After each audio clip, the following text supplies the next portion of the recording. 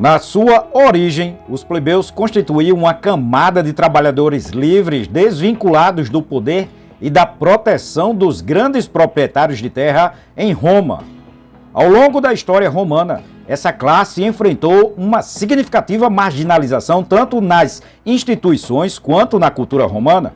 Por não estarem ligados economicamente às grandes propriedades de terra, os plebeus se dedicavam ao comércio, artesanato e trabalhos livres.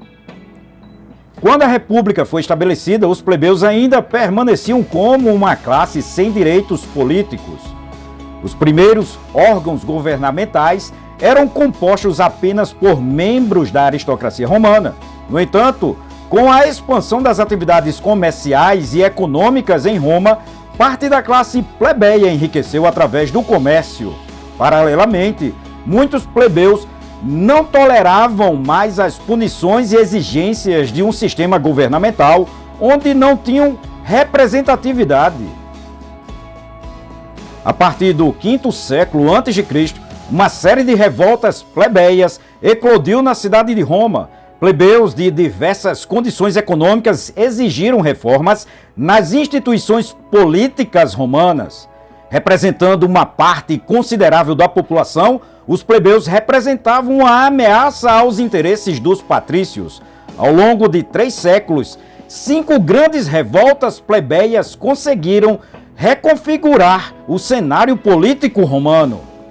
A primeira dessas revoltas ocorreu em 494 a.C., durante uma ameaça de invasão estrangeira à cidade de Roma.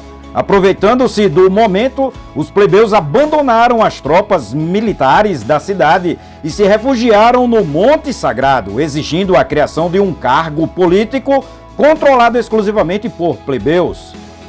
Em resposta, o Senado romano estabeleceu a magistratura dos tribunos da plebe, que tinham o poder de vetar leis que prejudicassem os interesses dos plebeus.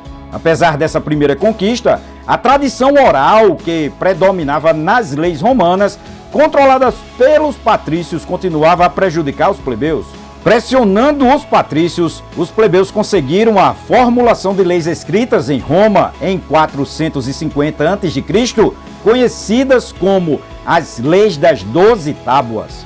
5 anos depois, outra revolta exigia a permissão de casamento entre plebeus e patrícios.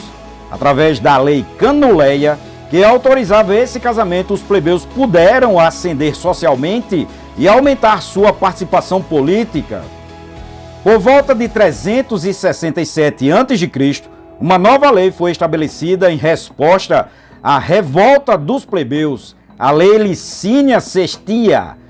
O crescimento das grandes propriedades dos patrícios resultou em uma competição desleal com os plebeus, que eram pequenos proprietários de terra.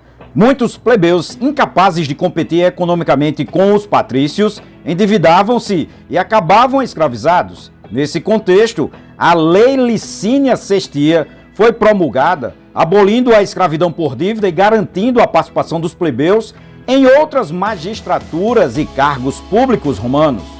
Na última grande revolta plebeia, em 287 a.C., os plebeus conseguiram que as leis formuladas pelos tribunos da plebe tivessem validade em todo o território romano.